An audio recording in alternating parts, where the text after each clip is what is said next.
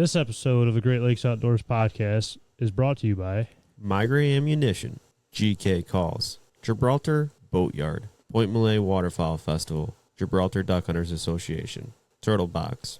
We'd like to give a special thanks to Brian Ellithorpe. Give him a follow on all social media. We appreciate all the support. Now let's get to the show. What's going on, everybody? Welcome back to another Great Lakes Outdoors podcast. Me and Chris are sitting here with a very special guest.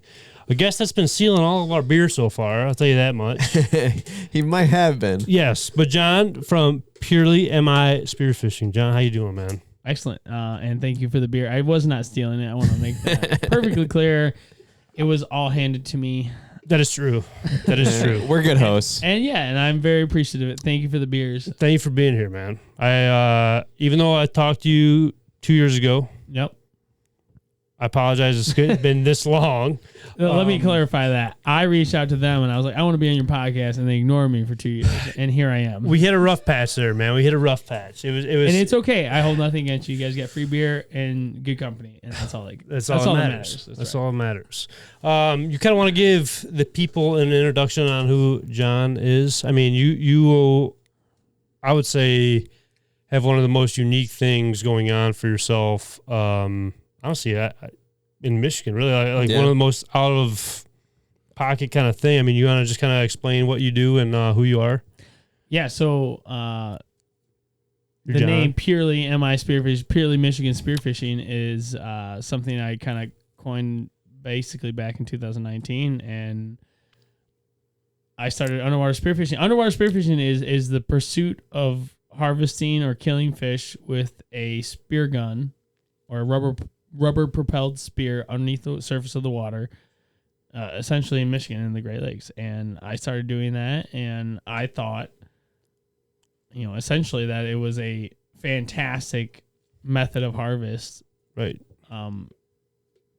For the region, at least, I would say, because Great Lakes, the Great Lakes states has the most freshwater coastline in the northern hemisphere. Right. Yeah. Right. And what better place to, have a community based around, diving. No, were you the harvesting fish? First one to kind of really do it around here? I wouldn't say I'm the first one. I just, for whatever reason, I was the first one to get traction. Okay. With the DNR, the Department of Natural Resources, and the Natural Resource Commission. But I was by far not the first person to ever do it. So was it hard for you to kind of get, I guess, let's backtrack. What made you get involved with the spearfishing to start off with? Okay, yeah. So I went to high school, and I was a swimmer. And I got my lifeguard certification in high school, and between 2006 and 2009. And I was also a water safety instructor for our elementary school. Mm-hmm. And after high school, I did the same thing. I just continued down that road. And so water was a very natural place for me. And over the course of I graduated in 2009. Between 2010 and 2018, I had. I've always been a hunter, fisher, want to stay in the angler, water, whatever. And I've always been just outdoors based. And when the opportunity came to dive underneath the surface of the water, I always took advantage of it. And little did I know that you could actually harvest fish via that method. When I found out I could, and I did it, and I was like, wait, this is to me, it was a huge missed opportunity. And that's when I was like, let me just try. No-brainer. It wasn't a no-brainer, but it was just like, why not? Yeah, I could definitely see that for sure. I mean, you were the first one I've ever heard of spearfishing in our area. And like I said, I wasn't the first to ever do it. But from what I've heard. But I was the first one. I took a GoPro, and I was like, well, let me at least demonstrate what the experience is like, and just showing you guys the video of 100 walleye swimming around you in a school. It's crazy. It's very cool, but I'd like to make the same point. It doesn't do anything different because I'm restricted by the same bag and size limits as everybody else. Right. And it's so as long as it's not, because I've always said this, I don't want to do anything that damages or hurts or harms the resource in any form or fashion. And I don't believe that underwater spearfishing is that method. You want to be ethical at the same. I want, and that's why I went to the department, because I want, if I wanted to be a piece of shit and just shoot any fish I wanted to, I could shoot sturgeon and muskie and anything I wanted to if I wanted to, but I don't want to. I want to do it legally. I want to do it properly, and I want to have a method that it coexists with our hook and line anglers, and I wanted to do it in a manner that is sustainable, and I believe that it can be done, and that's why I brought it to the NRC and the DNR and said, hey, regulate us, take a look at this, get some data, get some studies, do your thing. That is the department, that we collect data, we understand what a method of take does and why it should exist or shouldn't exist, and base decisions from that data and that scientific background, if you will. Getting into spearfishing, there had to been some like hiccups also, right? I mean, was there like a mentor for you, like to like really get you? Yeah, you wanted to be in the water, you were a swimmer growing up and stuff like that. But was there a mentor that like you watched on YouTube, or you just went for it? I would say I generally just went for it. I was like zero. I would say like maybe Daniel Mann, like out of the European Union, but like no, it was very. I just looked up the equipment that I needed. Really? You just thought about it and said, like I said, I can hold my breath and swim underneath the water and swim in the water. Zero inspiration for that. That was a part of me as it was. So to me, like when people reach out to me and they say, "Oh, what do I need to do X, Y, Z?" I'm like, "You're asking too many questions already. Just get your ass in the water." Simple. And then you say, "Okay, my hands and my feet and my body froze. What do I need? I need a wetsuit. Okay, get that. Okay, what's next? I need a diver down flag with a float and a line. Okay." And like before you know it, you're doing it. Like you said, it takes a month or two before you learn all the gear. But to me, I've always just been just dive in kind of guy. Like I say it, but it's dive in. Just don't ever put yourself at risk. Which safety I don't first. Walk into traffic. Right. And water's the same way. You don't walk into traffic. But there's a lot of crazy, I don't want to say disrespectful, but just uneducated boaters on the water, and stay away from highly populated areas as a general rule, because I can only account for my actions, and especially like jet skiers and uneducated boaters, and especially around holidays when you have drunk boaters on the water. You're the one at risk, not them. They can hit you and drive off and never be seen again. And there's no cameras on the water. There's nothing like that. Like enforcement on the waters is generally pretty terrible. So, protect yourself. Stay away from the people who are dangerous to you. And that's if you're going to dive in, that's the biggest takeaway is protect yourself. I mean, that should be rule number one on whatever you do, right? I mean, you just make sure you're not going to put yourself in harm's way and not put yourself in a do or die situation, right? At the end of the day, I mean. And I don't feel like anybody would do that, generally speaking. Like, no. Most people are scared enough of the water, let alone the boaters. Yeah. So it's like, I'm not going to go jump into, the middle of the Ludington Channel in prime salmon season and be like, oh my God, these guys are all trying to run me over. I'm like, no, you're in their way. You're just being stupid with what you're doing. Yeah. Yes. I mean, and that's just, and I feel like anybody who jumps in the water has enough common sense to know that. Hopefully. I was to say you almost have to though. Yeah. For sure. Do that. For sure. Was there any like big like hurdles that you had to go like get around, or like trying to, I guess, see what the laws were when you first started getting into it? Like, I mean, nobody's really doing it around our area. You're kind of just jumping into this. I mean, was there any? No, not really. The regulations were pretty straightforward. It was like open all year, all bodies of water that aren't designated trout streams or trout lakes. And the only real restriction was that you couldn't the line that attached your spear had to be like 20 feet or less. So the spear, that was like the only real caveat. And that was one of the reasons I went to the department in the NRC and said, hey guys, we have all this fresh water. We don't have any regulations on placement of diver down flags so that they can't restrict boater navigation to access points, egress points around swimming areas and things like that. And I was like, we have zero laws around that. We don't have any regulations around like power intake tubes or a lot of different things that just seem common sense. Like you can't place a diver down flag where it restricts boater navigation. Just like a lot of states had these regulations and we didn't. Mm-hmm. Like nighttime diving, you could use scuba tanks. All of this was perfectly acceptable.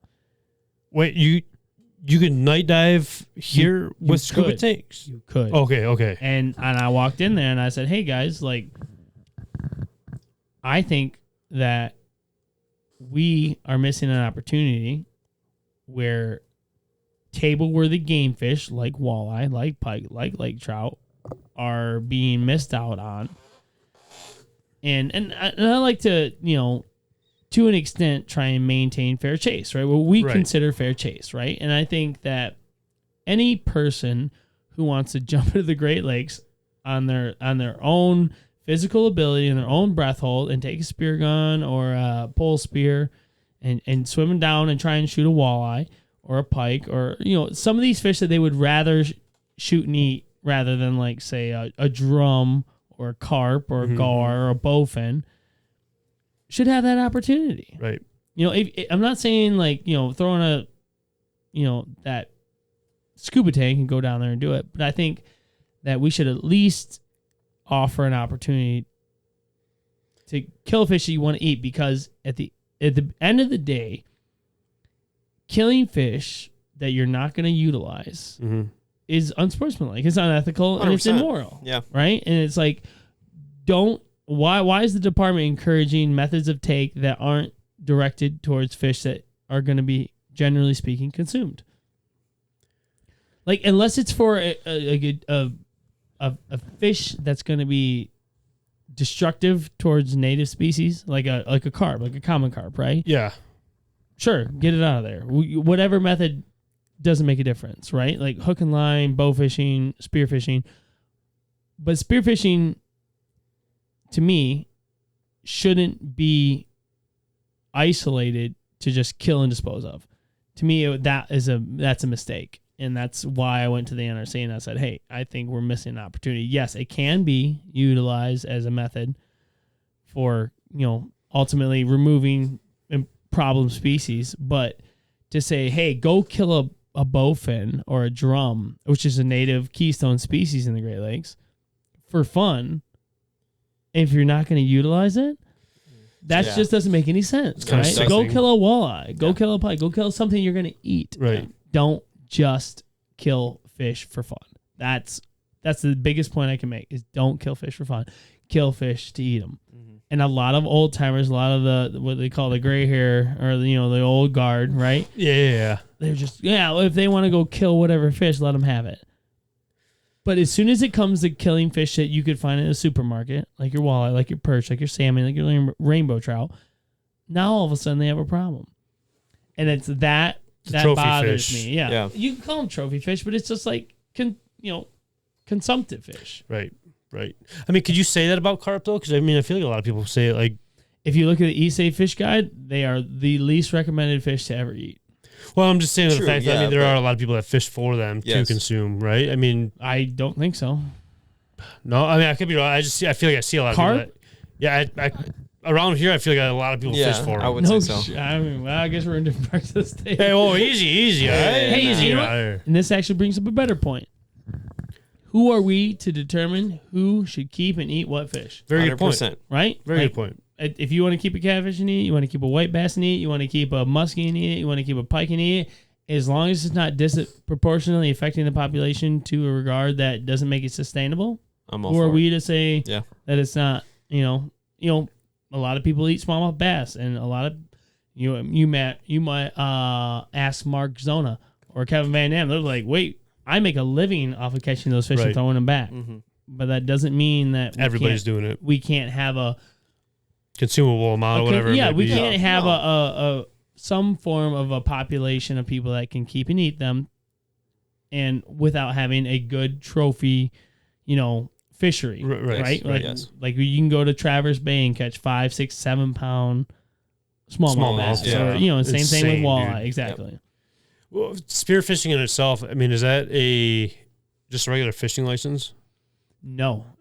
So in 2021, 2021, when I was pitching the regulation proposal to the NRC and the DNR, one of the aspects of that proposal was to create and establish a licensing system that would track participation and effort and harvest. And they created that, and it is an exclusively online license. So you have to go on the DNR website, onto their website, and the e-license is where you will get that license.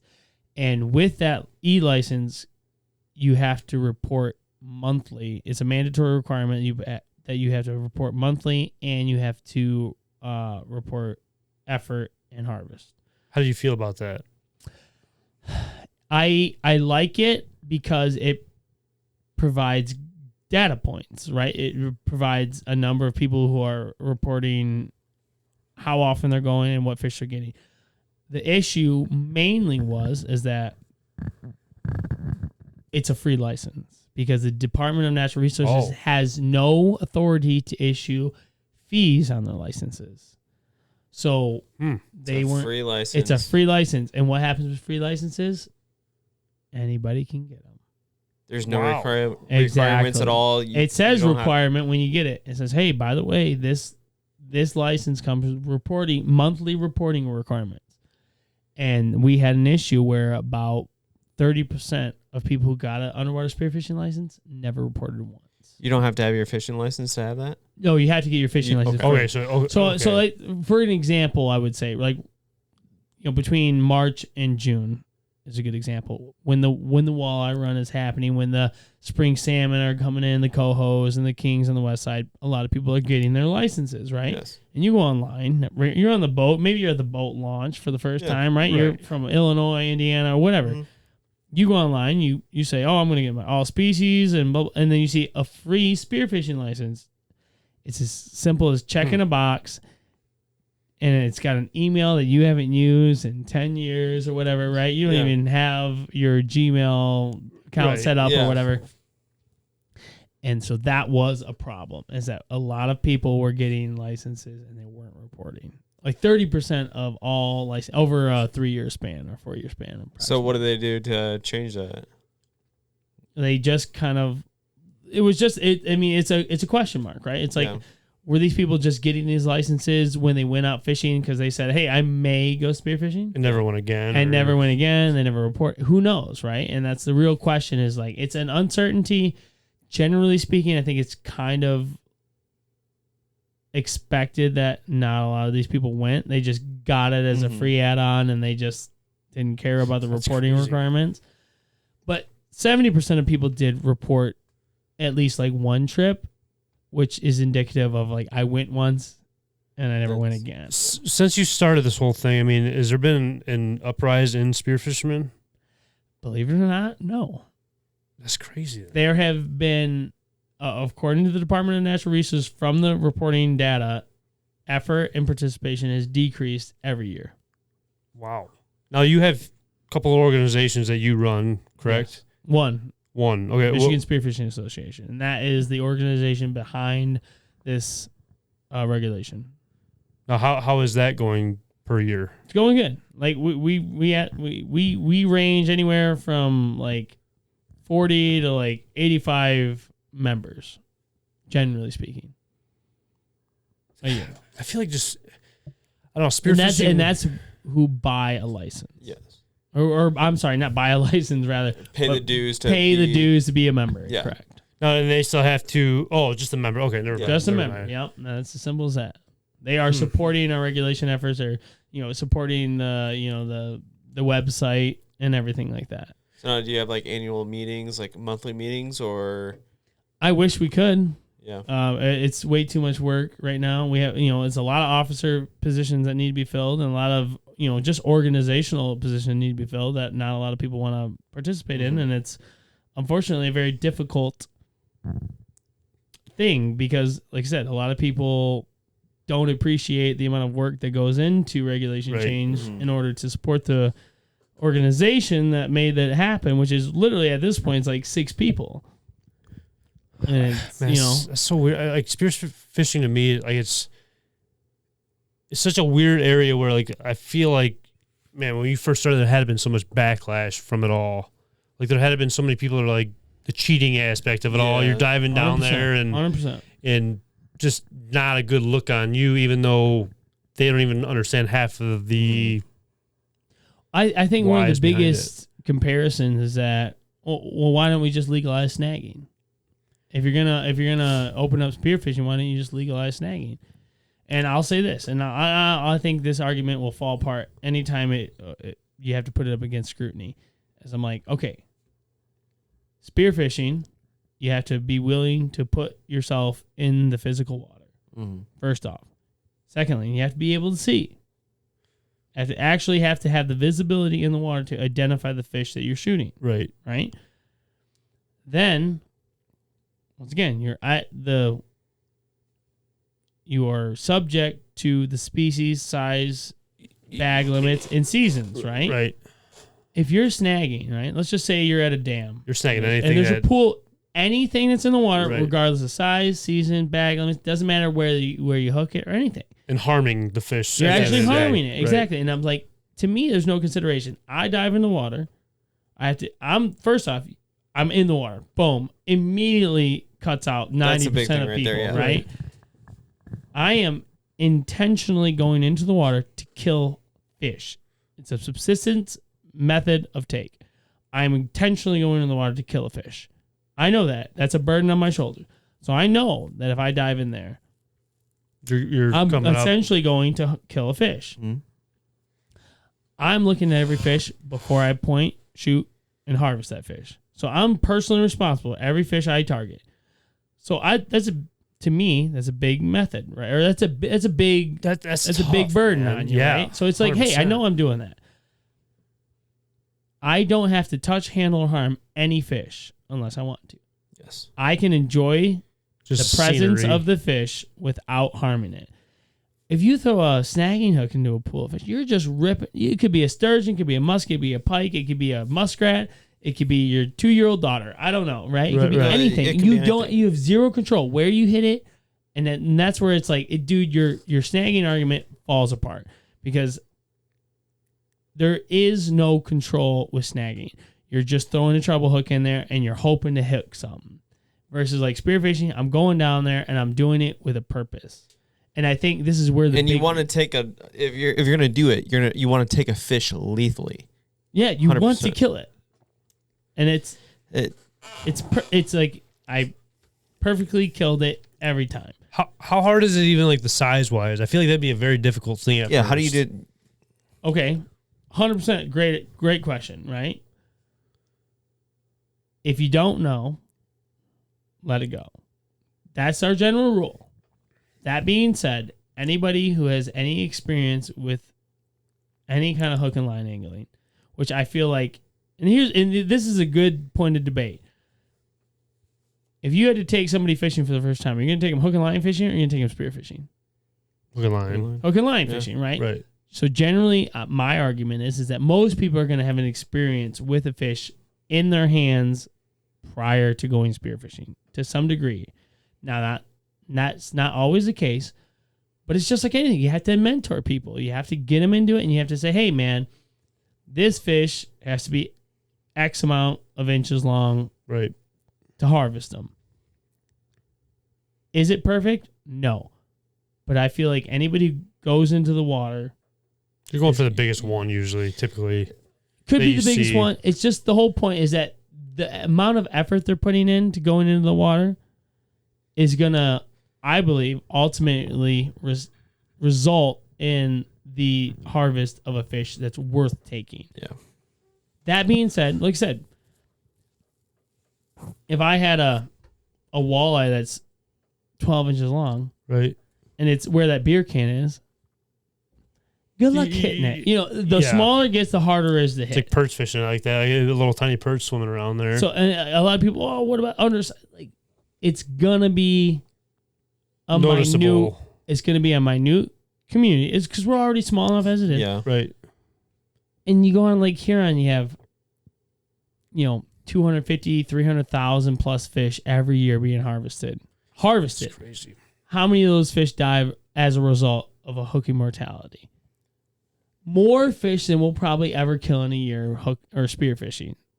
That being said, I'm not saying it's perfect. There's always going to be mistakes. And if you look at hook and line anglers, how many people break the laws? Yeah. How many people break the laws when it comes to measurements of fish? Who's more likely to break a law? A person who's guessing at the size of a fish and saying, hey, I'm going to go guess on the larger side? Or the person who could put them on a board and say, oh, it's 15 and an eighth, I'll take them. Step on them. They throw them on ice and they shrink a quarter of an inch and now they're illegal. Yeah. So like, which one's going to make the bigger impact? I feel like when it's individual like that, you're more, I don't even know, like even like in that like environment wise, like you're more keen to like, this is on me. This isn't the whole boat. We're not throwing it in the same like cooler. Like like this is my stringer. It's almost like deer hunting. I feel like, you know, like you want to take, if you're gonna go deer hunting, you want to take that deer lethally, right? Yeah, you want to put it down one shot. Yes. Right.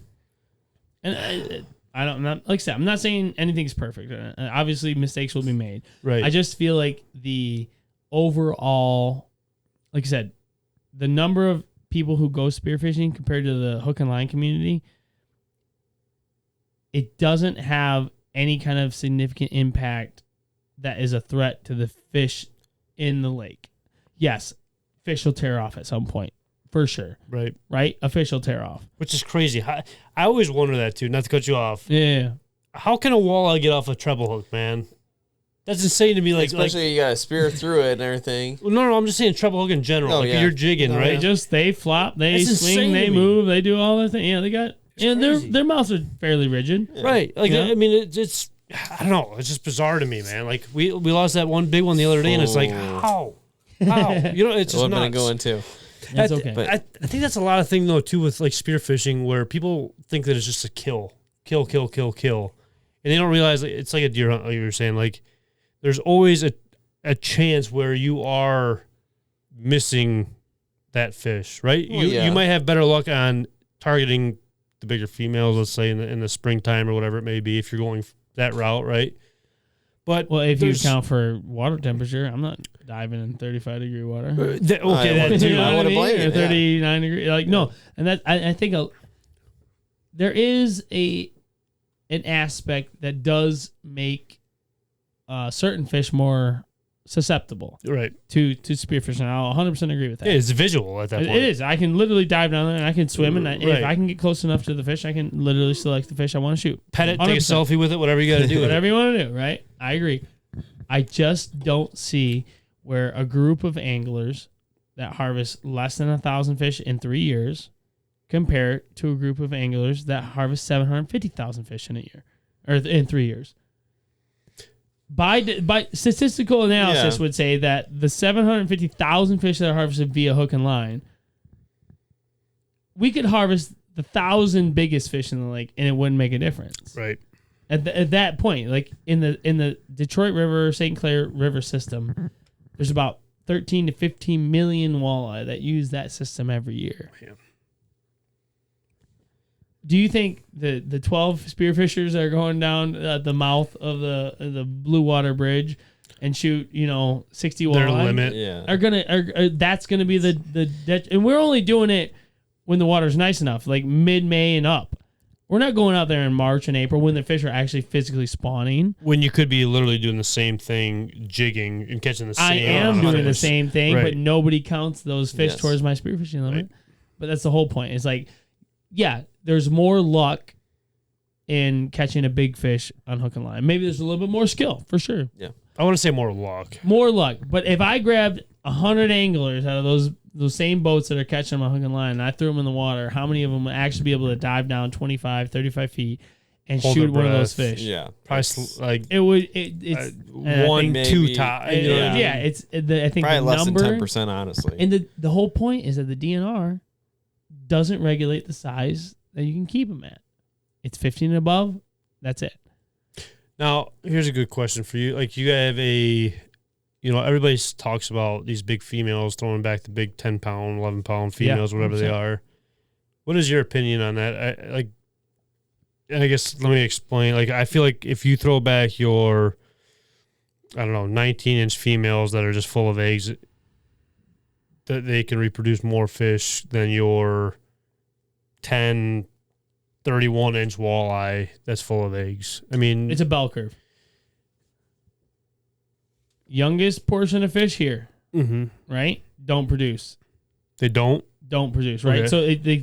So the fourth year is when I believe when they become sexually mature. So I never do that. So there's the bell curve, right? So there's a population of fish that are under 4 years that don't produce, right? Okay. Then at a certain point, they go 4, 5, 6, 7, 8, 9, 10. Going back down. It's the general population of fish that reproduce, right? So it's like young fish don't reproduce. When they hit 4, 5, 6, 7, this is where It's like their peak. the majority of the population is that reproduces, right? That's where you get the biggest high, your biggest top of the curve, right? And then it starts to dip low because those 6, 7, 8, 9 pounders are the least. They're the smallest majority of the population that reproduce, right? And so it's like the majority. That's what you need to protect is the majority of the fish that reproduce. And those So are you're talking about those 20-inchers, 5, 6 pound walleye, right? Those constitute the majority. And the 10 pounders, now while they can produce 250,000, Less 300,000 eggs, they just don't constitute enough of the population that is a significant majority. Now this is relating to the Great Lakes region. I'm not talking specifically to inland lakes or anything like because that can be a totally different conversation. 100%. Because like one big fish can saturate a small lake. Yeah. 100%. I'm not going to say that. I agree. I'm saying this is specific to the Great Lakes, is that we have tens of millions of fish in the Great Lakes to the extent that I don't think underwater spearfishing will ever have any negative impact. Now, you can say, to an extent, isolated fish populations may be subject to, exorbitant harvest, if you will, right? Because if that fish is sleeping on the bottom, I can swim down and I can shoot them 1, 2, 3, 4, 5 every day. 1, 2, 3, 4, and I can go back and back and back and back. Now you're talking about something that wouldn't generally be possible. And I agree with that. And I will never contest that. I just don't feel like that is a significant enough number for it to constitute anything. What? And that how many fish, and here's the other point, right? Is that how many fish do I need to be satisfied with my spearfishing capabilities? Right. I don't need 100 walleye. I give away most of my walleye after a while. I mean, it kind of comes with like, why couldn't I catch 5 per day if I'm out, hook and line wise compared to like you spearing down there? There's, if you're out there long enough, you might catch them faster, but I can still catch my 5 every single day if I wanted to. And I think the whole point is that I can go down there, I can swim and look at them, and I don't have to shoot them. And I can clean up the lures, I can clean up the lead anchors, I can clean up the weights, I can clean up the line, I can clean up everything while I'm down there. That's the other aspect I like to try and point out. Is I'm like, hey, I don't just have to kill fish. I'm also doing, generally speaking, I can do good work when I'm down there. I can clean up, the debris that is associated with hook and line fishing too. I think that helps. Is there a limited area? Like, can you spearfish in the Detroit River? No, right? You can, not for the game fish though. That's the difference. Oh, okay. So you can go for carp and stuff like that. You can go for carp or cats, fish or whatever. Yeah, okay. You can't go for walleye. Why is that? Those are tribal boundary waters, and there were concerns initially about competition between recreational space. So when we opened it up, the walleye fishermen, that stakeholder group through the St. Clair River, Lake St. Clair, and the Detroit River and Lake Erie were like tens of thousands of anglers that participate in that area. You guys, it's just a constricted space. It was a constriction. It was more about competition for species within a body of water, right? Where the concentration of anglers is super high for one specific species. When you introduce a new method, you're disproportionately affecting the larger majority Makes sense. with a smaller proportion of people, right? Like if I come in and I disproportionately affect 1,000 anglers because I'm a diver, well, that's not doing the DNR any good, right? Like they're like, we need to protect the majority, right? And so it was like tough hey, thing to even say it was though, too. It is too. but it was like hey, we'll support you going northern on Lake Huron to collect data, to collect, And St. Clair, right? No, Or no? it's all north of St. Clair. Okay. So Blue Water, basically Fort Gratiot Lighthouse, which is above the Blue Water Bridge, everything north of there up to Alpena Gotcha. is open. Okay. So it's Saginaw Bay, like a huge walleye fishery, right? They were like, hey, we'll support you, but we just want to see some data that says you guys aren't fucking everything up. Yeah. You aren't, disproportionately affecting a community that's already there. And that's what we've done is we've shown up to these areas and we've been able to participate in a manner that hasn't disproportionately in any form or fashion affected the population or the fishing community that's already established there. Do you think that's kind of like weird though that they would even like consider you guys harming population, but then allowing you to go at the same time? Like they got. I mean, with anything, there's always going to be risk. Is that what you mean? I mean, I guess. I mean, they already have somewhat of a concern that you guys are down there spearfishing compared to just hook and line, right? They're already saying that to you, like, we want to make sure that you guys aren't like spearing too many walleye to mess up the population. It's just kind of weird to me, like that they would. I wouldn't It's say kind they of did weird, that. but it's like also like they don't know the data behind it. Yeah. Go Go ahead. You're right on the exact they don't know the path. data, Yeah. so it's They're like, hey, we don't know anything about this. it's almost method. We trial don't and know error how at many this point. people are doing this. We want to know generally, just like general, and that's why they were willing to give us an opportunity. They said, hey, what does it look like? How many people are doing it? When are they doing it? Where are they going? How many fish are they killing? And that was exactly what they wanted to know. And then, But then it doesn't help you out that half of the people aren't even writing data back Yeah. on their 30%. license. No, I would disagree. Most people Do? did it. The people Okay. who are doing it report it, and they did a good job. Gotcha. And they said, and the DNR, they gave it straight out. They were like, on average, 187 people reported killing at least one fish a year. And when I came to the Department of Natural Resources and I came to the Natural Resource Commission, I said, hey, on average, there's about 150 to 200 people who are doing this with any kind of consistency. And I think that data 100% reflects exactly the actual spearfishing community that's actually out there and is going to do this. Now, are we going to eventually rise, or grow? Sure, 100%. Hopefully, yeah. Hopefully, 100%. that's the goal, right? Exactly. But in that same time frame, we never affected a single other angler. No one called the DNR and said, hey, these damn spear fishermen are out here screwing up our spots. We can't fish now because they're swimming right. And that never happened. That was my next question. Like, if you think like if spearfishing grows, you think it would affect anything, any population or anything like that? If it grows in a negative manner, 100%. Yeah. You think so? If you get inconsiderate people diving on piers where salmon fish are, like salmon anglers are. Yeah. Sure, 100%.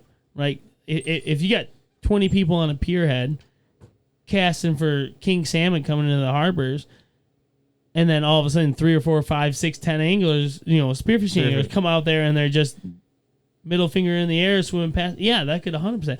But I tell you what, who's at risk when those big old spoons are flying? 100%. Yeah. And that to me, once again, goes back to that same kind of point: self-preservation over catching fish. That being said, 100% could be problematic anglers. There always could be problematic anglers, and boaters can come up and troll really close to those same pier heads, and people can jig in those same pier heads and create issues for people trying to cast in the middle of the channel. Yeah. Fisherman etiquette has always been precedent, and I don't think that that's going to change anything in any any massive dynamic for underwater spearfishing. Yeah. And just like it didn't increase in any skyrocketing manner when they legalized walleye in lake trout and pike. Like, there was no 10,000 people all of a sudden were going spearfishing. Yeah. That didn't happen. Now you say fishing etiquette and whatnot. Do you find more people being etiquette to you when you spearfish or less?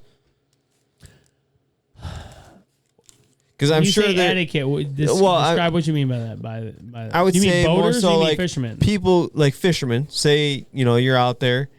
Do you see more fishermen saying, "Okay, I'm cool with that" when you're out there, or people like, That's a "Oh, good screw question. that guy"? It's mixed. It's a 50-50, I would say. I think some people are very intrigued and want to learn, and then other people are like, I can't believe these guys are out here. And once again, I don't know that any of it is. It's a jealousy thing.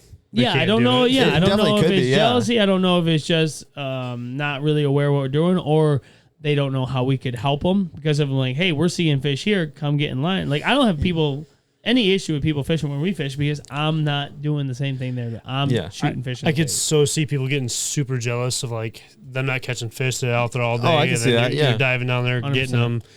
But that once again goes back to the same aspect of, is it harming the resource and is it really hurting their opportunity? Like, does my spearfishing actually prohibit in any form or fashion or hook and line angling to them? I'm going to say no because, excuse me, there's so many different ways of catching walleye, from trolling to hand lining to whipping to long lining to just bottom bouncers, inline weights, trolling bandits, whatever it may be. Yeah. What is spearing? I throw spearing right in there with it. Like there's just another way of harvesting your fish. Well, that and then it's like there's really not a whole lot of people doing it. So like, you really think it's going to affect anything? So that would be my next question. Are you turning it down when there is a big group of people doing it? Then, like if there becomes thousands of people doing it, are you? I turn it wouldn't, down? because I think it's just another method of taking fish. And this is where reporting, But that's me. to me, comes in handy. Is like, hey, this is where we need to reach out to the DNR and be like, hey, I have no issue with saying we should prohibit spearfishing in areas where it's disproportionately affecting a group of anglers or an angling opportunity, right? I'm not saying we shouldn't have spearfishing, but if we have, like I said, in the St. Clair River, for example, if we have 10,000 anglers that have been doing what they've been doing for the last 10 years, and then we allow underwater spearfishing, and there's 100 anglers, spearfishing anglers, that go down there, and they're disproportionately affecting those 10,000 anglers, probably not a great place for that to exist. You know what I mean? Yeah, if that's you so can't tough, coexist with your co-anglers, because at the end of the day, to an extent, it's about license sales. And if we're disproportionately affecting the people who want to fish there, I have to agree that we shouldn't have them fish there. Go somewhere north. Go somewhere else. If you can't exist with the current opportunities that are there. It's good you say that though. Like you're fair about it. And like I said, if it's not good for the resource, I don't want it. And I just don't see where underwater spearfishing in the Great Lakes is disproportionately affecting the angular community at large. Because when you look at Michigan and all the waters that we have, but then you go across the pond, Wisconsin, South Dakota, North Dakota, Idaho, Utah, Nebraska, Arkansas, all these other inland states that have spearfishing opportunities for game fish, how can we say that we can't in some form or fashion mirror that? Mm-hmm. Because why are they shooting lake trout and smallmouth bass and walleye and crappie and bluegill and rock bass and perch in all these other states, and we have the Great Lakes? Yeah, and and Chief Claremont's going to say that we, our biologists have, 50-some thousand acres more water per management unit compared to other biologists in other similar states. That's going to be such a hard thing, though. I mean, if you think about it, if the sport gets too popular, then we're going to shut it down. If you think about that, though, I mean, in reality, you want more licenses to be sold, correct? And if it's not popular enough, they'll shut it down. That's wild to me if you think about that. It's backwards. It's a right? it's a double-edged sword. You want people to get involved, Yeah. but at the same time, if too many people get involved, then we got to move spots where we fish at. Mm-hmm. And like I said, I don't disagree 100%. I'm just saying that it requires what? Regulation. It requires effort. It requires study and all those things. And that's what our department's for, essentially, right? I mean, that's what we pay our license fees for. Yeah. It's for them to understand the effects and, the coexistence of different methods and can they coexist and how can we ultimately sustain our fishery with the different methods. And that's what we pay them for. And for them to not at least execute to the best of their ability on that is, it's a failure. Oh, it's shameful. Yeah, that's horrible. Failure as a department. That's what their job is. And if they can't put a foot forward and say, hey, we're willing to put our best foot forward here to say that this community, whether it be small or big, for our future wise, deserves the opportunity to prove themselves. With us being on the east side of the state here, like here on St. Clair, Detroit River, or right next to Canada. Yeah. How is Canada with the spearfishing? Canada considers spearfishing equipment as firearms. Really? Yeah. To my understanding, you cannot take a spear gun within 90 feet really of a body of water in Ontario. So weird. I would almost feel like it would be like a bow, right? I do believe they are permitted to do it for certain species like carp and a few others. But my general understanding is that if you're in Canada, more specifically Ontario, that your spear gun is considered a firearm, is not permitted within 30 meters of the shoreline of a body of water. That's insane to me because that's my understanding. That's really crazy. Please fact check me on that, but I'm pretty sure that is what I've been told by many Ontarians because I've had a lot of Ontario residents people reach out to me and be like, once again, the Detroit River, right? Or let's just say the Blue Water Bridge, right? Half of it's on the one side, and the other side I can spearfish walleye, and catfish and all that, and on the other side you're a felon. But you could bowfish carp there, though. Don't ask me. I don't know. But I mean, I'm gonna assume so. I would say so. I don't know. Canada's it's kind of crazy, funky, man. Canada's getting really funky. They lately. are, but it's like, but they allow so many other things when it comes the like natives waterfowl can do or whatever. basically anything they want. Yeah. That's a deep rabbit hole right there. They can gill net them, trap them. They don't give a damn. Because I mean, you could even go like the duck hunting route, like where they're baiting, they're shooting at night. Yes, but that is a deep, dark rabbit hole that you're going to be diving into. It's a nasty one. It is, but it does seem unfair. Where on one hand, I'm all for indigenous people's rights and everything, but it has to be manageable because you can't just say, hey, do things that weren't possible 200 years ago now without regulation is crazy. Right. To me, that's crazy. I'm like, no, you don't get to take a diesel boat out and drag gill nets. If you want to go out and net fish, dig out a canoe and do it. You don't get a diesel boat. I almost feel like the smell around here, like there's none around anymore. Yeah, it's crazy. But I think once again to say that to use. This is my personal preference. This is my personal statement, right? To say that, under the umbrella of indigenous people's rights, to allow them to do things that they couldn't do 200 years ago when they were truly an indigenous peoples is crazy. Like, that doesn't make any good sense to me. It's almost how I feel about like Canada being this close, which I know it'd be so hard to like determine like the duck numbers wise. Like they're allowed to shoot 6 ducks over there. Sure. No matter the species. I'm pretty positive I'm right on that one. Oh, yeah. No, you are. But we can only shoot like 1 bluebill here, but they could shoot 6 of them over there if they wanted to, which I'm talking less than 10 miles to the east of us here. Yeah. The other side we could be diver hunting and one's like 50 yards away from a Canadian hunter. That's just pounding the blue. And they're pounding bluebill. We can only shoot 1. And that's Canadian versus American, or is that indigenous versus white? Canadian versus American. Okay. Which is kind of why, hold up. I would. Once again, that might just be a boundary thing versus because I know Canada has a far higher production rate than U.S. does.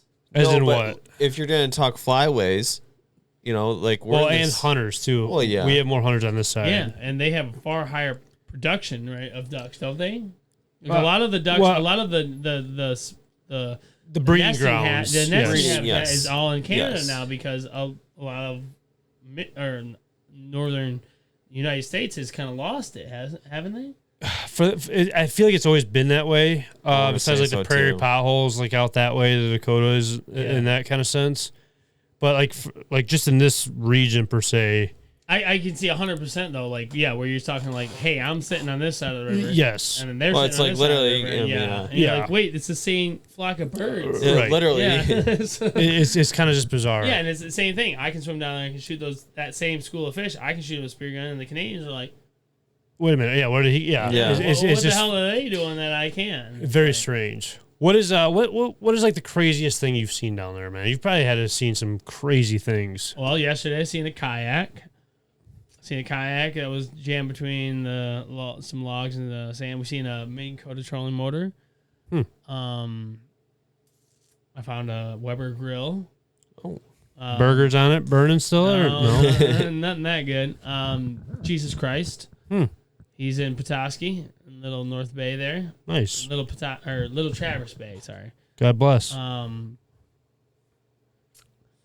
mean, what's crazy like fish wise? Like, I mean, you probably dove down, seen some like crazy muskies down there, sturgeon down there. I mean, Not seen no? a sturgeon yet. I've seen Really? a muskie once. Fish wise, I haven't seen anything crazy fish wise. I've just seen numbers of fish. Like the video of the walleye today. I've seen schools of smallmouth bass I couldn't count. Big schools of rock bass and things like that. But as far as like, just the best way I could say is the craziest thing I've ever seen is I've seen 10 times the amount of fish in the Great Lakes that you would see in like a Bass Pro Shop or Cabela's aquarium. I almost feel like That's the best way I could say it. It makes a lot of sense, but like, also like, you're going to certain spots where you're gonna target certain fish. Yep. Do you think if you were to go to a different location where you weren't targeting like a certain fish, you think you'd see something crazy like a fish wise? That's the best part about spearfishing. You just never never know know. what You you're never gonna know. see. And like I'll tell some people, I'm like, man, I'm seeing 30-inch walleye in 5 feet of water. I'm seeing them up in skinny water. It'll be like mid-June, and they're like, everybody's out trolling 60 feet of water trying to catch big walleye. I'm like, guys, they're laying under rocks in 5 feet of water. I can stand up and see these fish. that was kind of my next thing was like your perspective on how to fish. Like, we talked about it a little bit Mind-blowing. before. It's so different. You're almost like I would biologist. almost never go fishing without having that some. knowledge, though. Well, no, without taking all my. I'll look at I what's would down I there. would never trust the general perception because it's like until you see it with your own eyes, You don't believe it, it doesn't make any sense. right? Like jumping, like I see why people jump into lines at like in the St. Clair River and the Detroit River. Right. Right? They're like, "Rah, you just do this and you jig, and there's thousands of fish down there. I don't know, if those are just the fish that are biting. You know what I mean? Like I've just seen so many fish in different spots that it's hard for me to say that that's the only way to catch them. Oh, And I think yeah. that one thing I can provide is that you can provide a different perspective because I can actually see how a fish reacts You're on their to level, a lure in their face. right? And this is one thing I've said, and call me what you want. I mean, if you're fishing with anything other than live bait, you're missing the ball. Really? I'll put a crayfish or a minnow in front of a fish, and they'll even watch me. They'll look at me. We were in Lake Geneva in Wisconsin. Okay? That's wild to me. We went to Walmart. And we got the little fishing poles, the little Like Barbie telescoping- poles and stuff, yeah. telescoping ones. Got that. Put a 1/4-ounce jig head, and I'm not joking. We were swimming underneath these docks, and there were hundreds of walleye underneath these docks. Wow. Hundreds of walleye. You'd swim up to them. We'd get we were 6 feet of water at Right. docks, 6-7 feet of water. As long as they wouldn't see you, you could drop the little twister tail right in front of them. You drew Nothing. every time. Oh, with the Really? live bait Every on it? time. No live bait. Oh, No live bait. If they seen you, they wouldn't hit. They would just be like, nah, I don't know. Put live bait on. No matter what.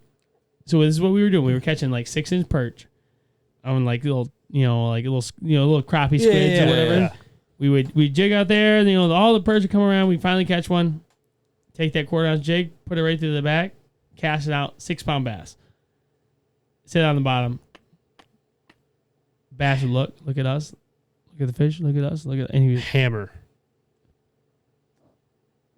pick it up, Really? and he'd swim away. We'd chase him because they were in the docks. We had 6-pound tests or whatever, so we had to get through the docks. And once they got out of the docks, you just start reeling.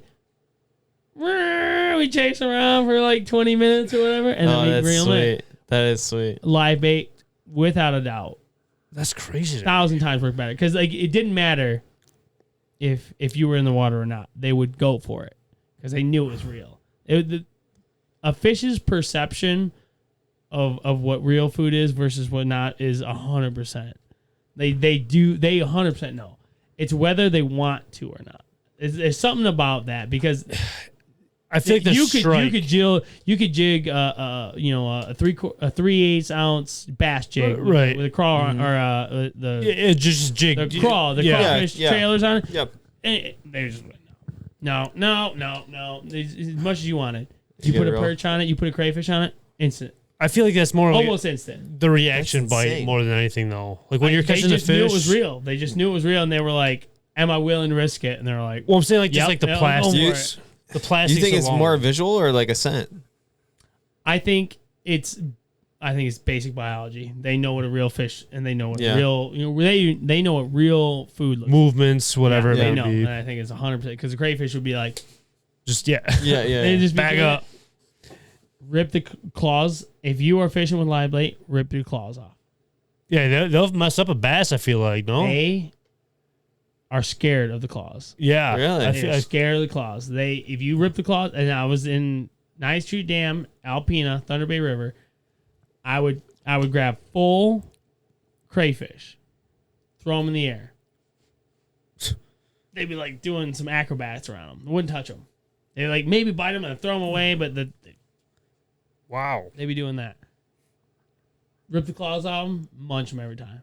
Really? Every time. See, I just feel like the Easy food though. Easy food. the plastics though alone is just more of the reaction bite. Like they Yeah. see the movement and they're just reacting to Yeah, I it instead think- of Once again, a lot of these fish I think are in some kind of I don't want to say like a trans. Yeah, They are there. Yeah. They're just I'm just swimming in the river and they catch that movement. Oh, Yes. go for it. Yes.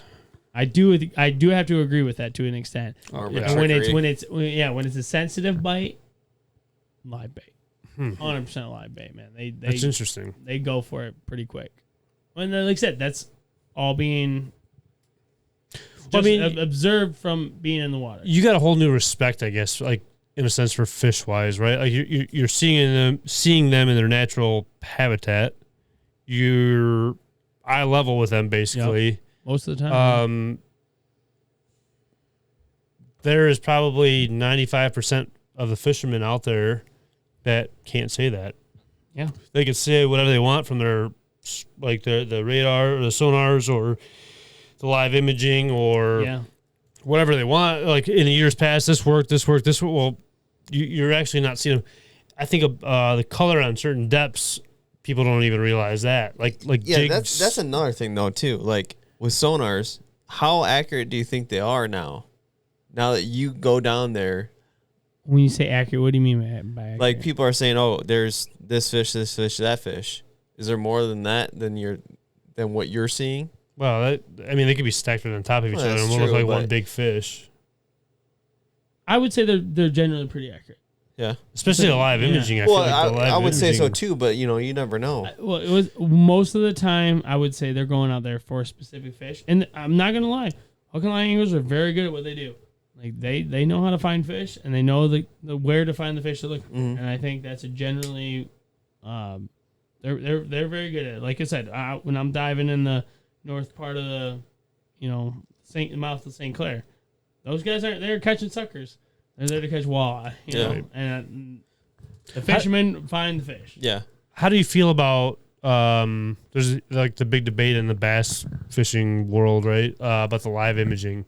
Do you have a certain like feeling on that? Like they're trying to get away from the live imaging for bass fishermen. I know it's kind of like not obviously spearfishing, but you kind of have a viewpoint on that, or have you even thought about that? I think that the bass fishing community needs to get away from releasing bass fish fishing in the same spot.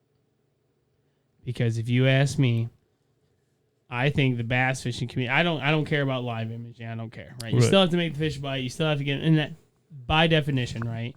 If you've ever fished a farm pond, I think you've had the experience where you walk up to the edge and you scare the fish away. Yes. Yeah. Right? So just like trout fishermen too, if you rush down the river too fast, you scare the trout away. Yeah. So you have to be secretive. You have to be sneaky about it, right? And you have to cast in there without them knowing.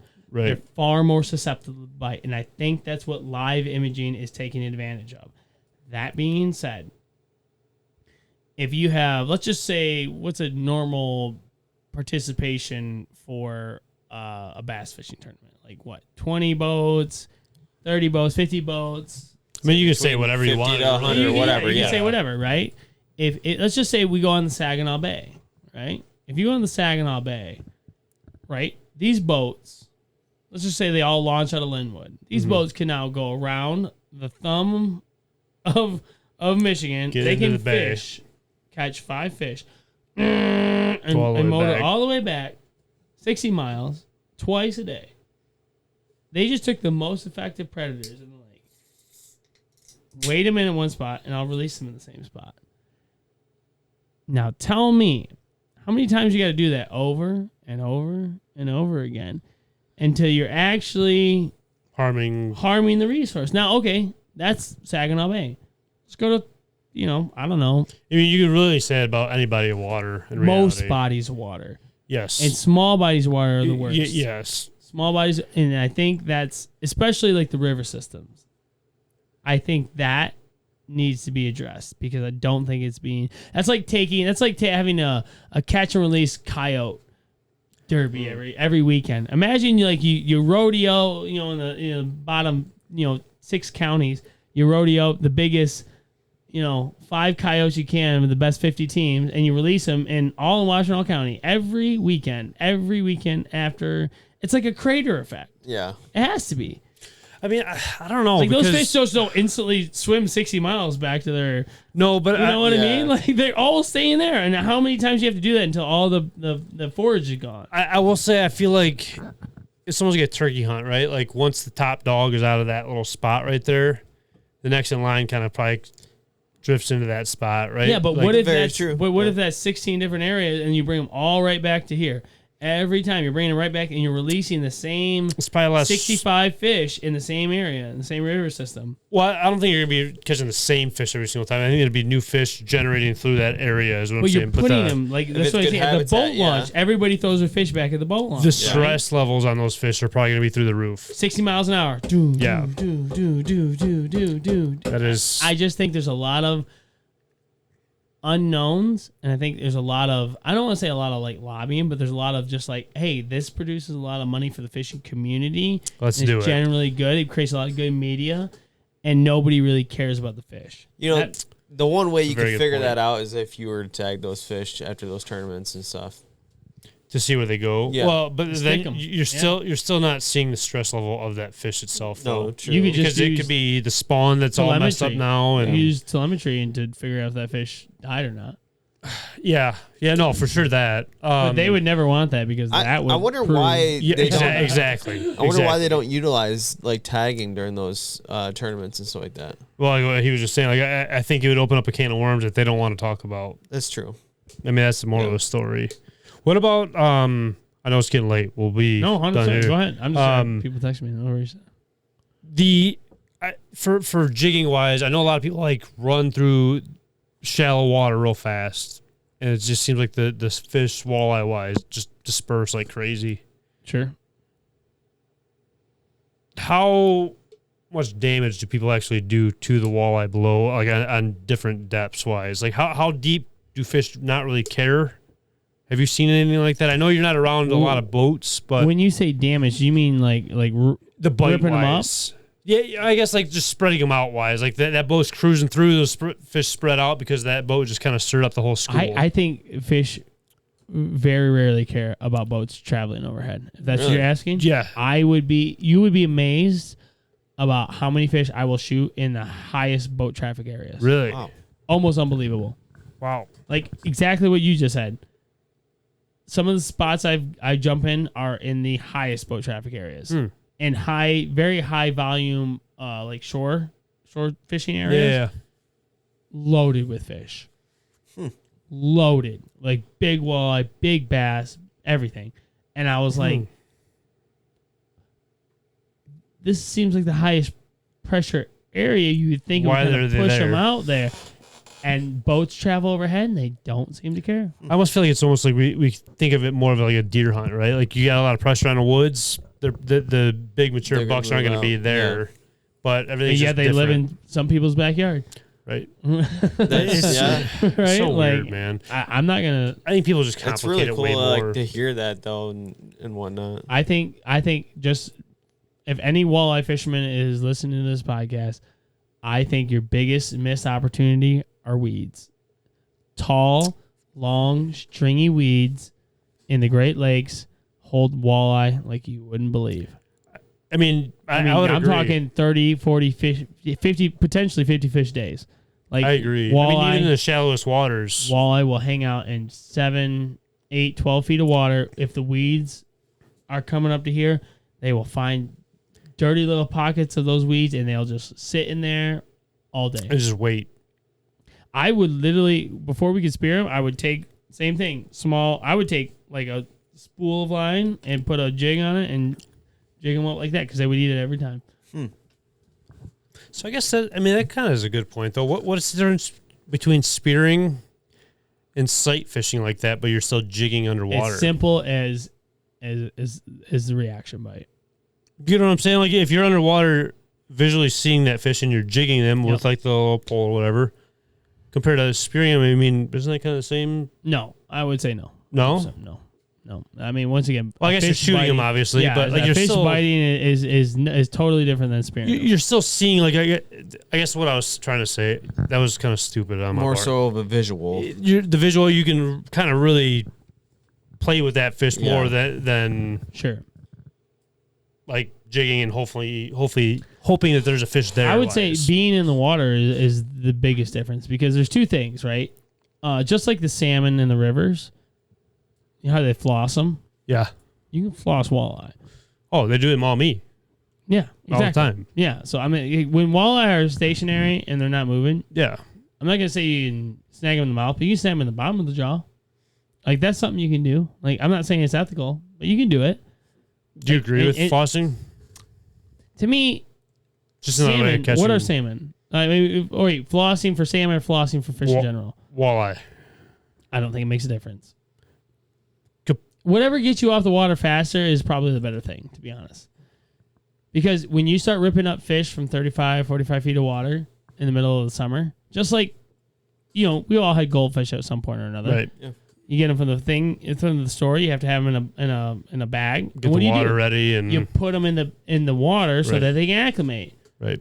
Well, being in the water, that does give me one perspective. I can tell you that, hey, I'm diving in 55-degree water at one depth after 20 feet, and I come up to the surface at 65 degrees. Right. Well, if you catch a fish at one depth and he's fighting for his life, right? Because fish don't enjoy being caught. Yeah. I didn't Believe think it or so. not, they Right. don't. And you're ripping them up from 55 and bringing them up to 65. They don't have time to acclimate. Yeah. Then you rip them out of the water, throw them on the floor of your boat, and they're flopping around. They have air bladder fully out of their mouth. You've already hit your limit, let's say, for example, right? The fish are biting like crazy, and you have a limit. You throw that fish back in the water, He's probably dying. more than likely going to die. And a lot of people don't really, really... Prime example, the sturgeon or muskie dealing with Oh, yeah. heavy. A lot of fish. Yeah, you hold it more vertical than Yeah. horizontal. A lot of people kill fish like that, right? And that's what I compare to spearfishing. I'm not saying that spearfishing more ethical. is perfect, right? I'm just saying that I think when it comes right down to it, if I go out spearfishing, I kill 5 fish, I'm You're done. done, right? That's it. That's it. No. There's no more fish. I can't take fish, throw them in a live well, and then come back 3 hours later and say, Right. "Oh, I caught a 25-incher, and I'm going to throw back Throw that this one 15 back. and a Yep. quarter and that floater and just toss him back. And he might swim down, but he's not going to live. And I think that's where a lot of it comes down to. I think that's where the ratio of anglers. I can see that for sure. Yeah, is like I think that's where it really balances itself out, especially in Lake Erie, because I think Lake Erie is super susceptible to that because there's a lower layer of cold water and it's down there a ways, and they have a lot of walleye, and a lot of people in that midsummer time they'll go out to 40, 50, 60 feet of water and they're targeting them, beating them fish up, and they bring them up to that 72-degree water from 55, and those fish are fucked. Like think of it like this, right? You're running. Right? A fish is fighting for its life. It's running, right? And they call it plunge right away. They call it an oxygen debt, right? Right. Where it gets essentially gets asthma, and it can't. And you throw it back, and it can't catch its breath. And then after that, no, I'm pretty good. And it can't catch its breath, so it may go down. It may be down there for 6-8 hours, and eventually just never catches back up, and it dies. And that happens a lot with trout. That's why they have limits for water temperature out west now, where you can't catch trout above like certain temperatures in the water, because they found out those fish Can't. release fine for 4 to 6 hours and then they die. And they're like, hey, when the water temperature hits 68 degrees, you cannot fish for them anymore because That's good, they though. die. That's good they figure that out, though. That, you know. Yeah. Well, their trout fishing went from top tier and it just was diving. They're like, why is this happening? So is that something that Michigan DNR should look more into, though? Because we talked about it a little bit beforehand, like that they're not. I mean, they do a lot out there. Don't get me wrong. Sure. But should they look into that more with like let's say the party fishing aspect of it all? Like if you go out there, like us three go out there, and I catch my 5 fish, I can't catch your guys' 5 fish, but I'm gonna keep fishing though, Yep. and I'm throwing those fish back, and probably all of them, not probably all of them, but let's say they all There's a decent amount that are gonna die from Yep. it. Yeah. So should DNR look more into that kind of stuff than they are? account a lot of our limits with hook and mortality rates. So here's a fun fact, and you can look this up. I actually have it saved on my phone. 40% of lake trout in Lake Superior, Lake Michigan, and Lake Huron die as a result of hook and line or catch and release wow. when the surface temperature of the water exceeds 52 degrees. That makes 100% sense, though. Yep. I mean, they're down pretty deep. They're very deep, 200 feet or so, Yeah. or whatever it is, and they bring them up. That they don't have time to depressurize. That's shock almost. And yeah, you went from 45, 50 degrees Yep. to 72. Right. They're dead, instantly dead. Makes a lot And of guess sense. what? The limit doesn't change, does it? And there's no catching immediate. They don't even regulate based on that. They just say have to be released. They don't say, hey, once you hit your limit, you have to stop. Like your 5 fish limit. Once you hit your limit, you have to stop. They don't even do that. They simply account for it. Is there something that you wish Michigan DNR would do more of or look more into in the fishing aspect of it all?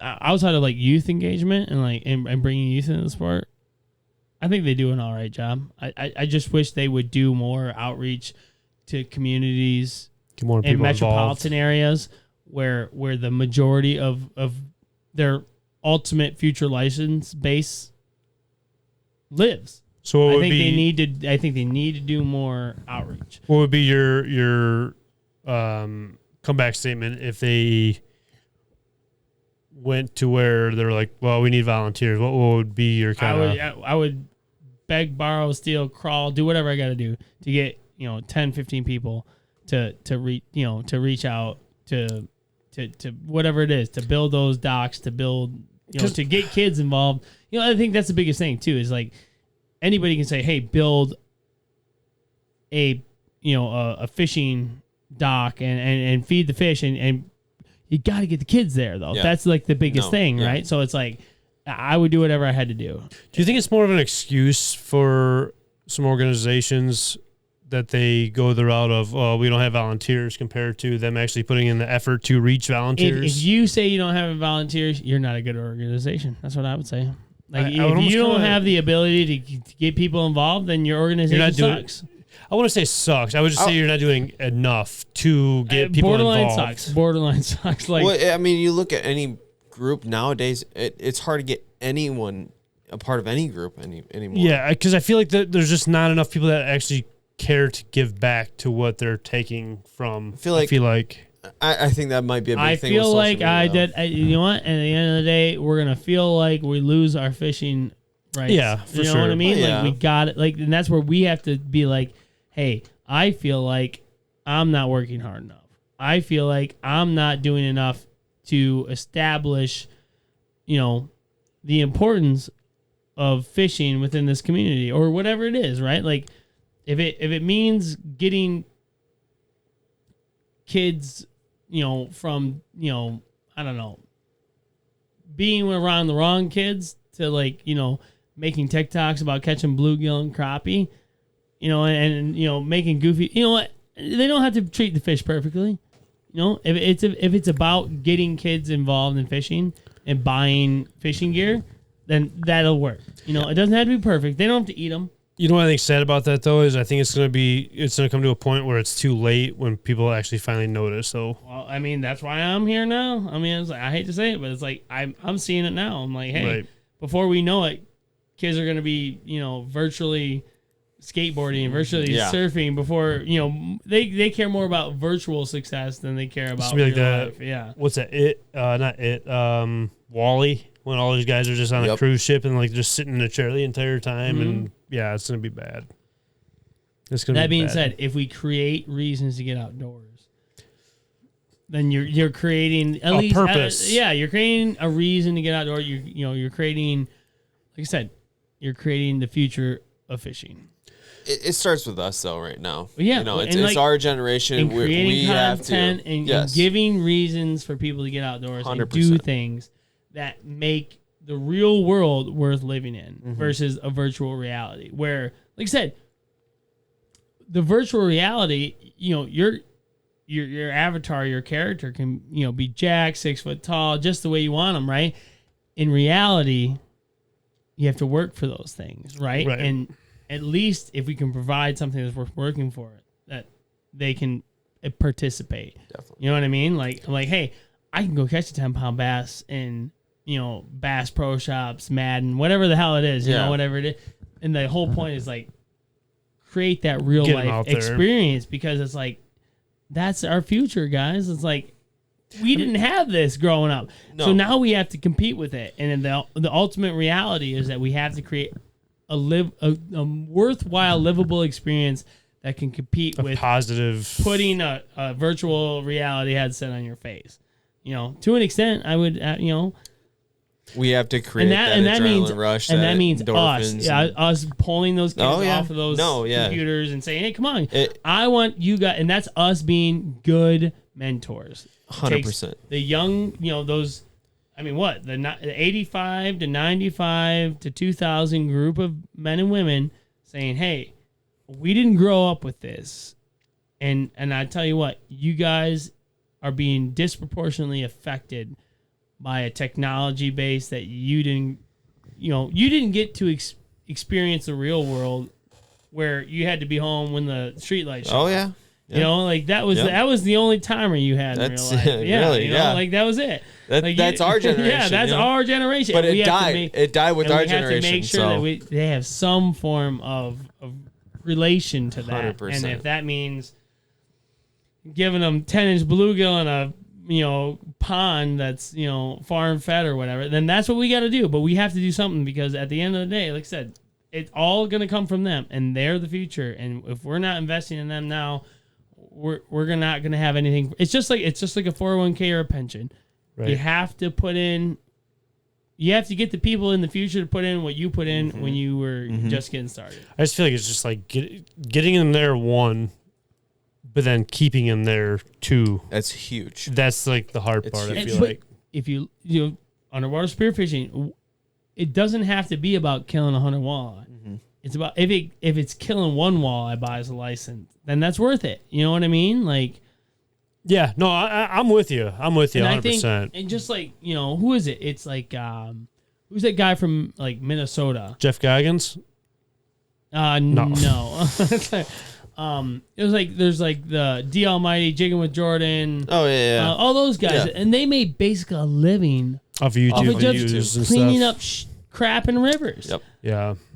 They're huge. And I forget his name. I mean, there's a ton of guys on there nowadays that are Doing that. Yeah. But what does that say? The future of fishing is amphibious. Get in the water, and there's nothing wrong with that. And like in Michigan, going right back to it, has the largest freshwater marine shipwreck sanctuary in North America, if not the world. Yeah. They have thousands of ships you can simply swim out and dive to. Undiscovered.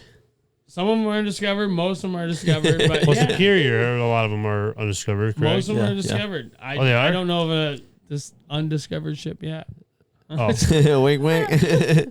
Where do you kind of see, like, future-wise, where do you want spearfishing? Where do you see spearfishing going?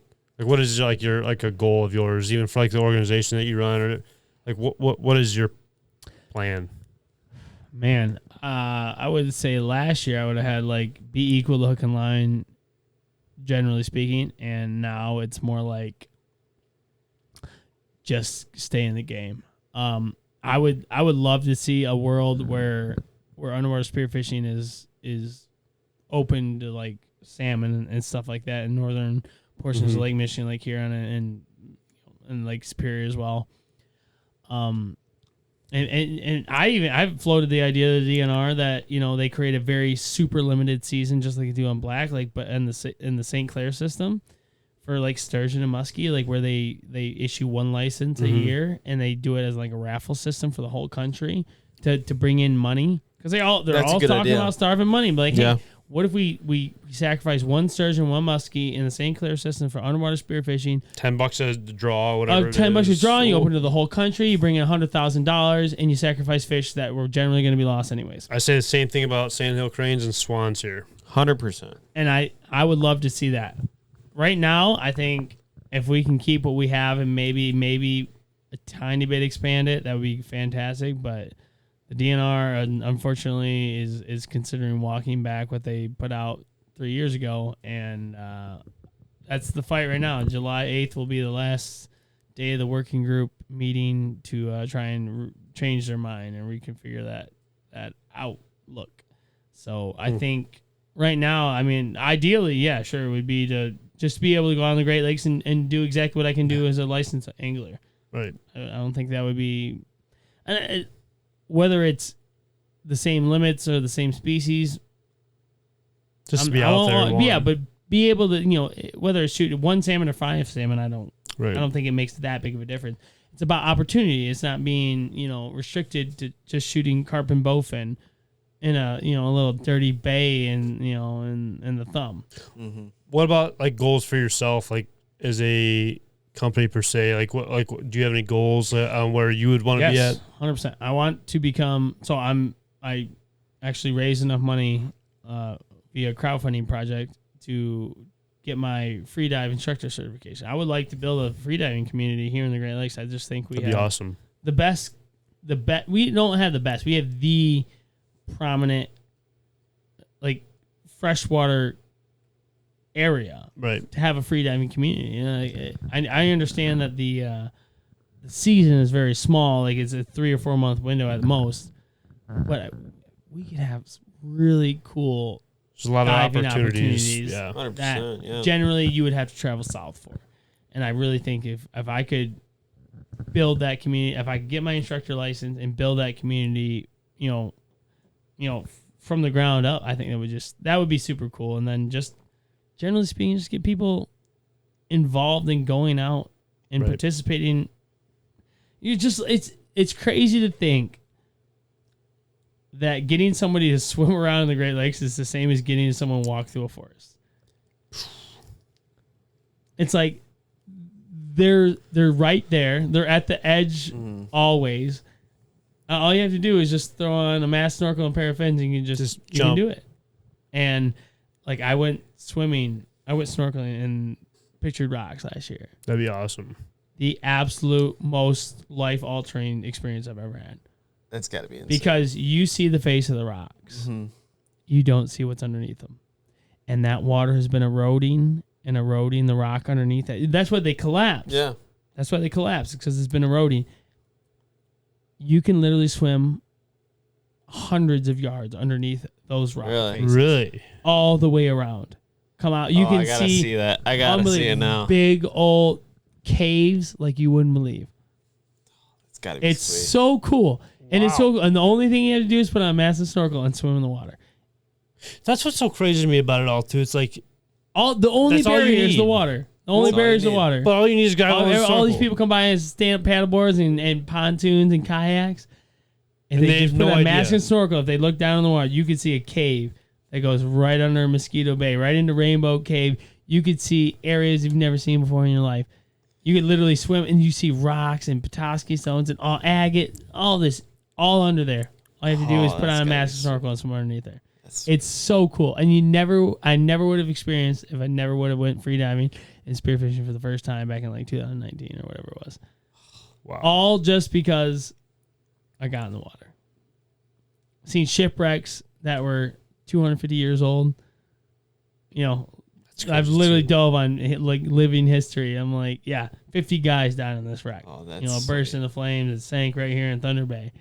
That's pretty And incredible. I've touched the timbers, and I've seen these 350-foot boats, Oh, all because I decided to get in the water. That's And it's crazy. like it's so unexplored, and in maritime laws is so different. It's like once you walk off the shore, you're like, I'm a free man. I can only imagine. It can almost be life changing for you. It literally is. It's like I was just a normal guy like 6 years ago, and now I'm talking to you guys on a podcast about spearfishing. And Which should have been 2 years ago. whatever it Yeah, was. you're Yeah, supposed to right. But it's like I still do electrical work. Like Yeah. I'm no different, but it's like it's changed the course of my life so drastically that I never could have imagined it. Like when Just you a told me visual. the first time I ever did it, I'm like, John, this is gonna be the vein of your existence one day. I'm like, what? That's crazy to think about that, man. It really is. What do you think, like, you could do to get the youth into this? Snorkel and fins. Target the swimmers. Okay.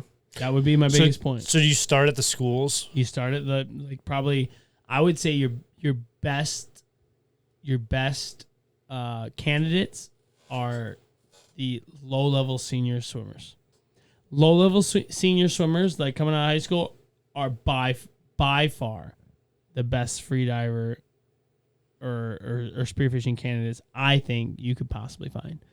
Why They're is not that? good enough to go to college, but they have the lung capacity Yeah. that would match any competitive free diver. So now, how do you target them though? You Well, they're lost. okay. They come out of high school. Either they're going to school on academic, or they're just going to school to get Yeah. a degree, Yeah. or they're going on a scholarship, right? Scholarship ones you can't get Yeah. generally because they're going on scholarship, right?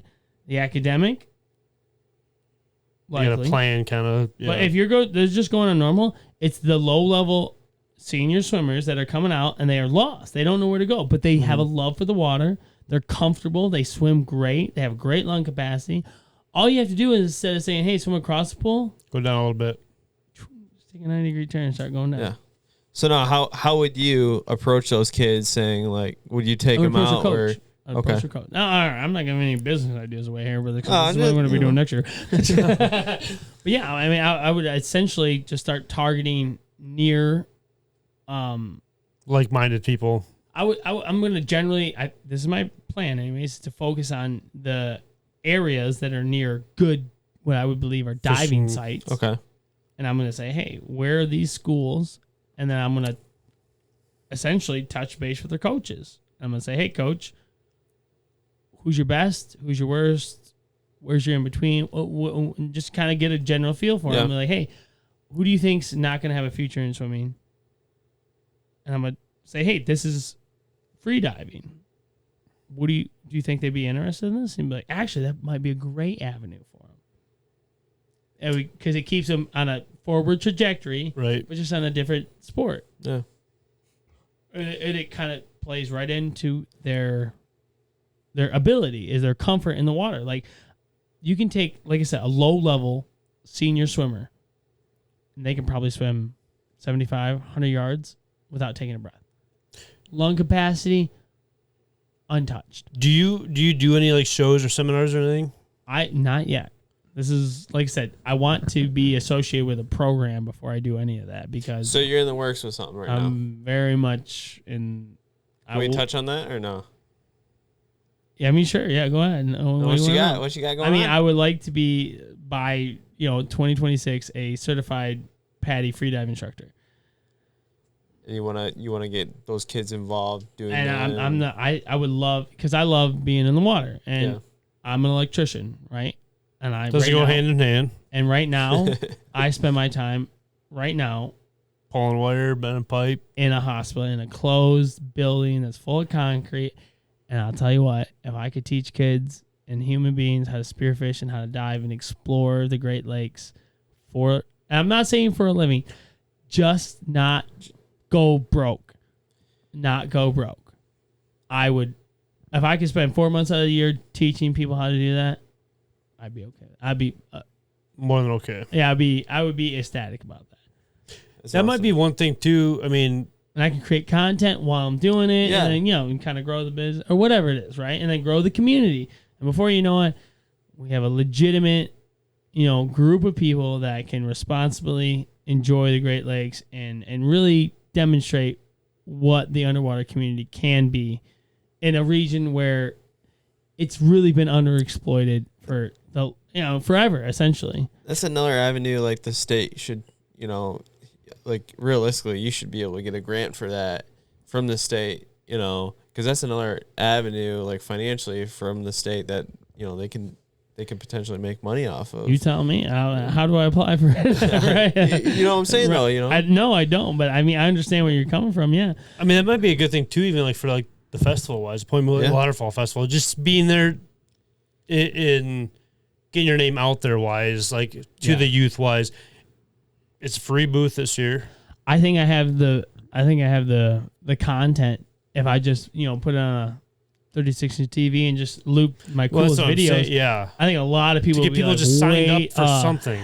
Wait a second. I think you can get a lot of leeway with that. Not a lot of leeway, but a lot of traction with that. It's September. I mean, if you are interested, hey, we'll talk again. I mean, that's it's almost one of those things where you just got to start somewhere, right? I mean, and you got the outdoor crowd already coming in. I don't know. It might be a good opportunity. Right there, Once again, I have to. There's steps beforehand. I have to prep myself, right? So that I'm prepared to take on, those kind of people to make sure that I can do what they expect of me. I guess it's preparing myself so that I won't disappoint anybody. You don't want to show them this, but I could do this. And that is a real thing because I would hate to be the person that says, like, hey, let's go out and catch a bunch of walleye, and they catch two, and that's fishing though, right?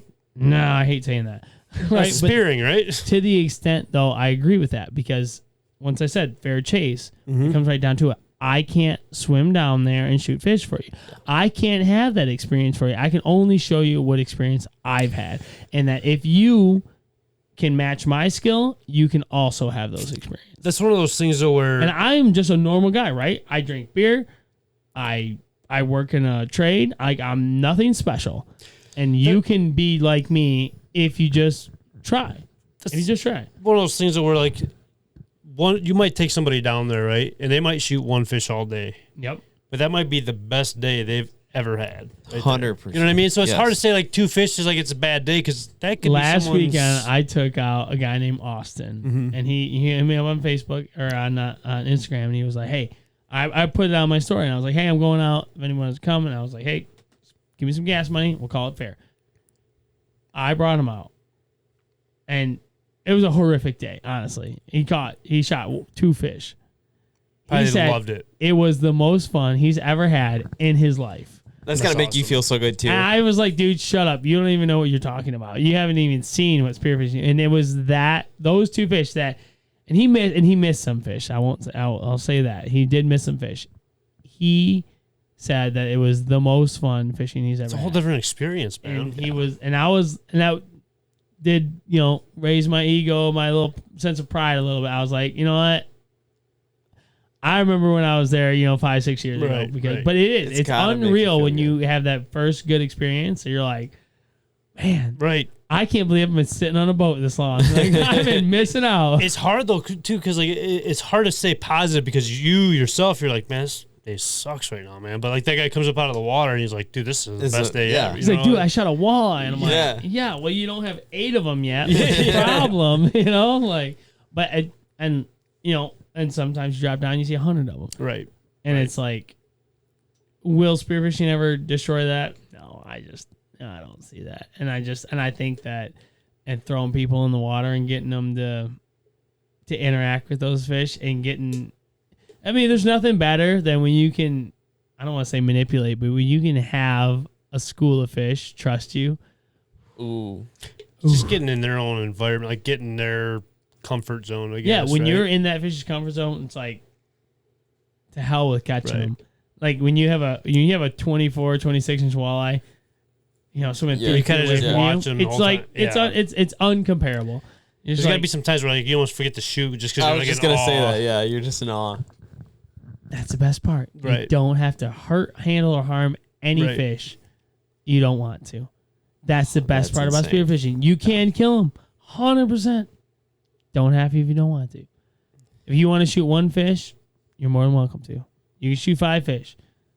That's You awesome. don't have to if you don't want to. I think you got to come to some shows, man. I'm telling you, man. I think like, you go to some shows, and I think people are really gonna see it, and they're gonna be able to ask you questions face to face, and you'll be able to tell them, you know, actually how it is, and guide them the way they need to go to want to do this.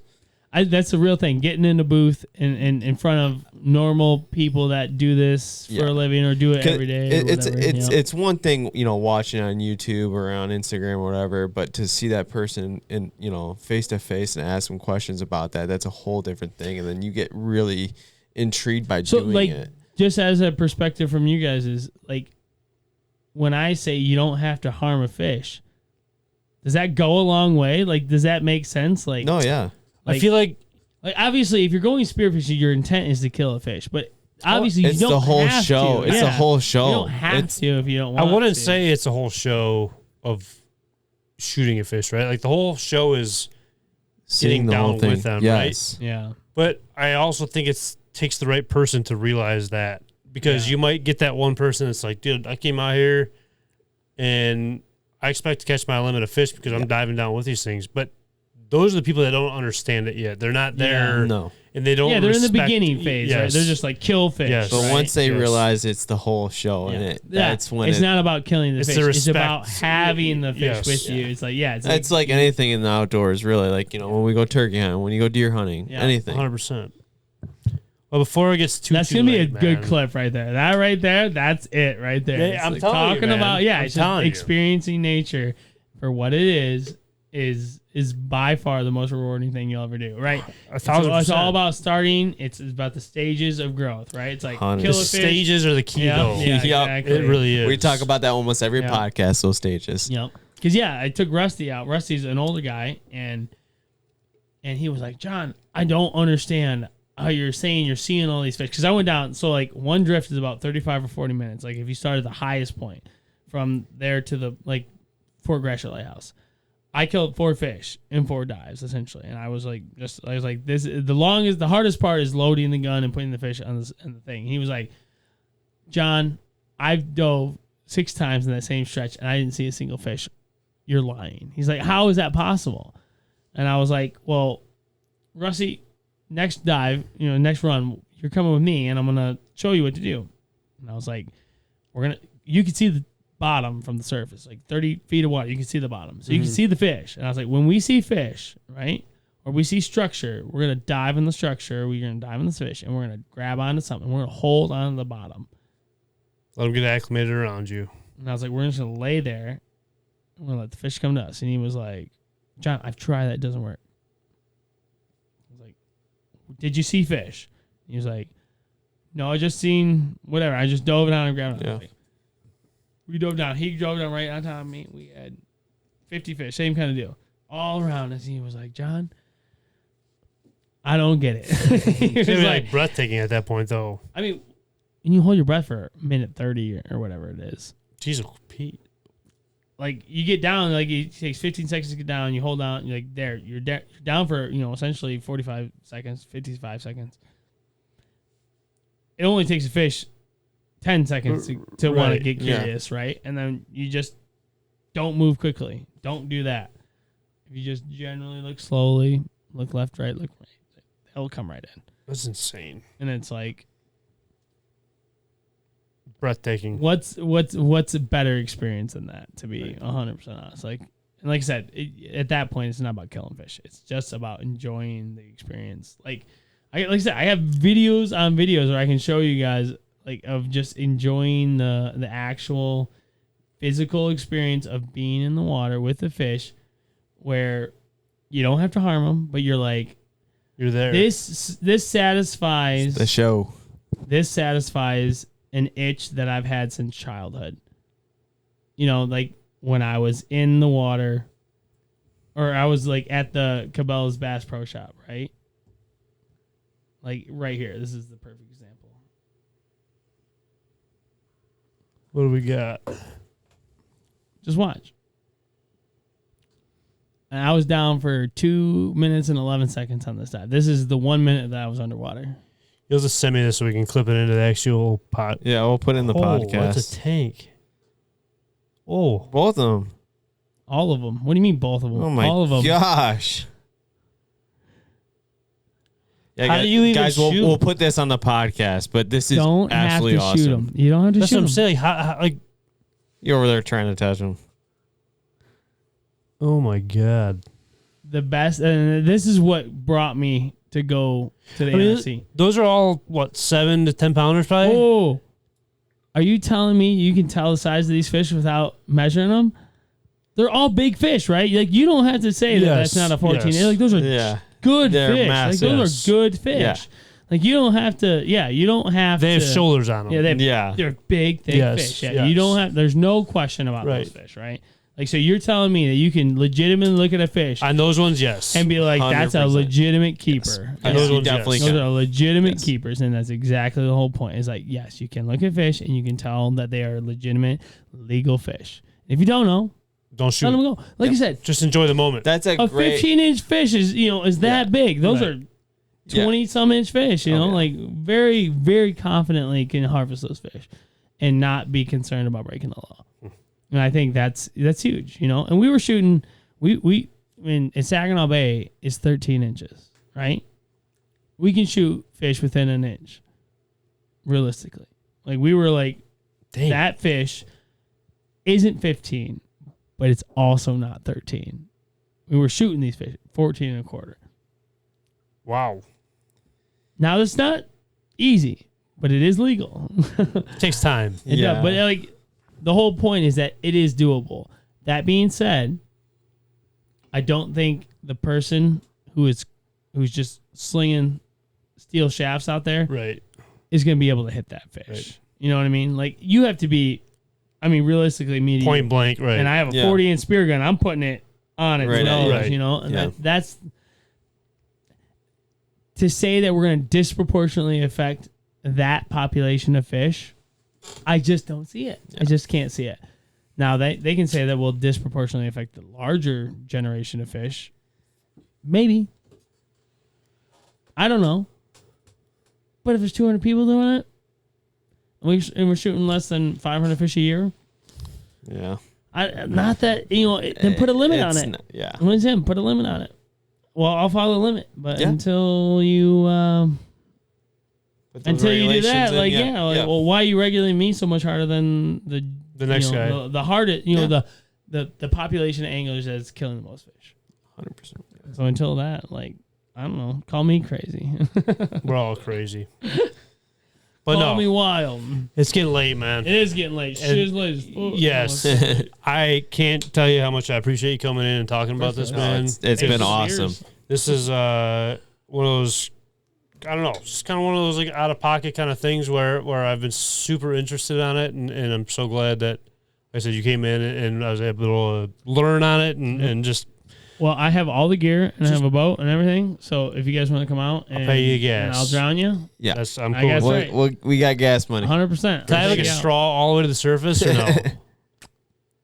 It's straw, not a If snorkel. if you can figure it out, go for it. Okay. All right, sweet. You do it, and I'll participate. Sounds good. Kyle will definitely figure that out. Sounds good, man. Well, John, I appreciate it again. Keep up what you're doing, man. It's just even the videos that I've been seeing, man. It's insane, and you got a great thing going in reality. And I hope you grow it. I guess it's always nice to see somebody like something start from nothing in reality. Around the hometown, and someone having the passion behind it all to keep it going. It's always a refresher, I guess, to Good. see. It's a refresher, and it's also like That you can I'm make a going to difference, 100% right? Yes. back that too. Yes. So again, I appreciate it, man.